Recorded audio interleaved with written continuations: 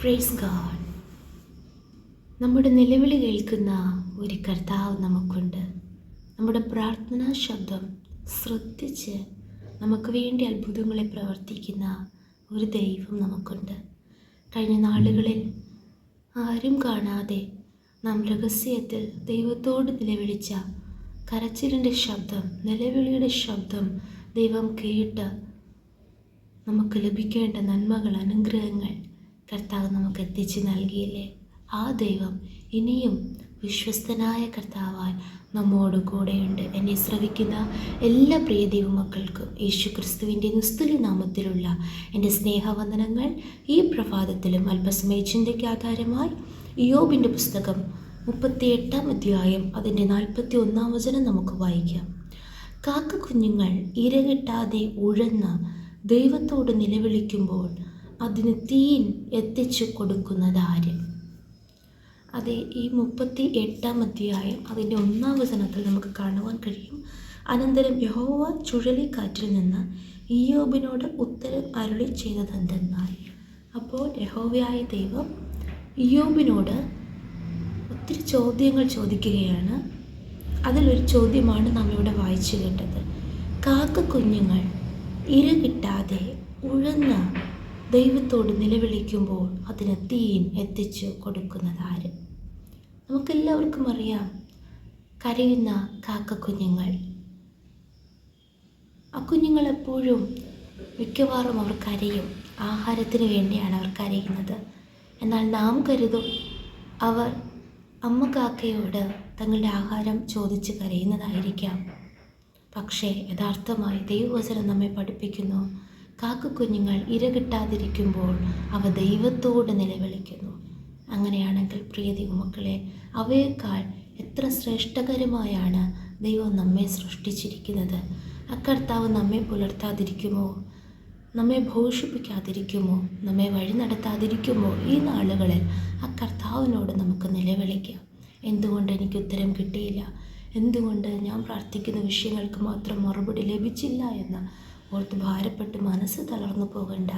ഇനിയും വിശ്വാസത്തോടെ, ആ ദൈവിക ആശ്രയത്തോടെ ദൈവത്തോട് നാം നിലവിളിക്കുമ്പോൾ കർത്താവ് നിശ്ചയമായി ആ കാക്ക കുഞ്ഞുങ്ങളെ ഓർത്ത് അവയ്ക്ക് ആവശ്യമായുള്ളത് നാം വായിക്കുന്നു, അതിന് തീൻ എത്തിച്ചു കൊടുക്കുന്നതാര്?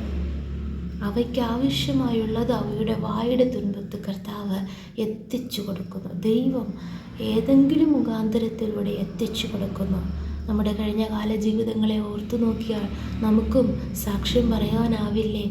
എത്രയോ ദിവസങ്ങൾ ദൈവത്തോട് നാം നിലവിളിച്ചപ്പോൾ ചില നന്മകൾ ലഭിക്കാതെ, ചില അനുഗ്രഹങ്ങൾ ലഭിക്കാതെ, ചിലത് കിട്ടാതെ നാം ഭാരത്തോടെ ഇരുന്ന് ദൈവത്തോട് പ്രാർത്ഥിച്ചപ്പോൾ കർത്താവ് പല മുഖാന്തരങ്ങളിലൂടെ നമ്മുടെ കരങ്ങളിൽ, ആമേൻ, നമ്മുടെ ഭവനങ്ങളിൽ, ആമേൻ, എത്തിച്ച് നൽകിയില്ലേ? ആ കർത്താവ് ഇന്നും നമ്മോട് സംസാരിക്കുന്നു. അതേ മുൻപേ അവരുടെ രാജ്യവും നീതിയും അന്വേഷിക്കാം, അതോടുകൂടി ഇതൊക്കെയും കർത്താവ് നമുക്ക് നൽകും. ആയതിനാൽ ഈ നാളുകളിൽ ആ കാക്കുഞ്ഞുങ്ങളെക്കാളും നാം എത്രയോ വിശേഷതയുള്ളവരാണ്. സങ്കീർത്തന പുസ്തകത്തിൽ നാം വായിക്കുന്നു, കരയുന്ന കാക്ക കുഞ്ഞുങ്ങൾക്കും അതിൻ്റെ ആഹാരം കർത്താവ് നൽകുന്നു. നമുക്ക് എന്താവശ്യമാണോ നാം അറിയുന്നതിന് മുൻപേ സ്വർഗം നമുക്ക് നമ്മുടെ ആവശ്യങ്ങളെല്ലാം അറിയുന്നു.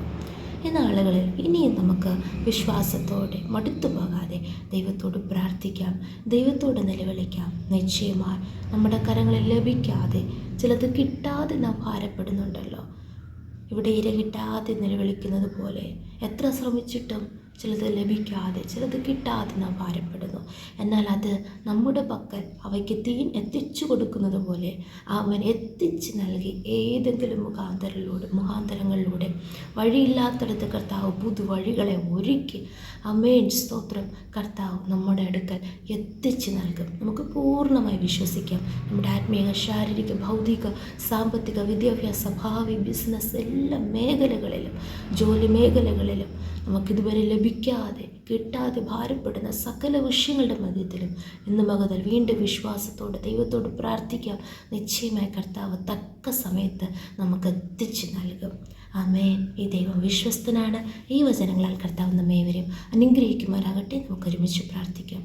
നല്ല ദൈവമേ, സ്വർഗ്ഗസ്ഥ പിതാവേ, അനുഗ്രഹിക്കപ്പെട്ട നല്ല പ്രഭാതത്തിലും അങ്ങ് ഞങ്ങൾക്ക് നൽകിയ നല്ല ആലോചനയ്ക്ക് സ്തോത്രം. അതേ നാഥ, കാക്ക കുഞ്ഞുങ്ങൾക്ക് പോലും അപ്പോൾ അവ തീൻ കിട്ടാതെ ദൈവത്തോട് നിലവിളിക്കുമ്പോൾ അവയ്ക്ക് ദൈവം തീൻ എത്തിച്ചു കൊടുക്കുന്നെങ്കിൽ അവയെക്കാളും ഇത്രയും ബുദ്ധിയും ശക്തിയും ജ്ഞാനവും നൽകിയ ഞങ്ങൾ ഓരോരുത്തരും അങ്ങയോട് അധികമായി സംസാരിക്കുവാനും സമയം കണ്ടെത്തി പ്രാർത്ഥിക്കുവാനും ഞങ്ങളെ പൂർണ്ണമായി സമർപ്പിക്കുന്നു.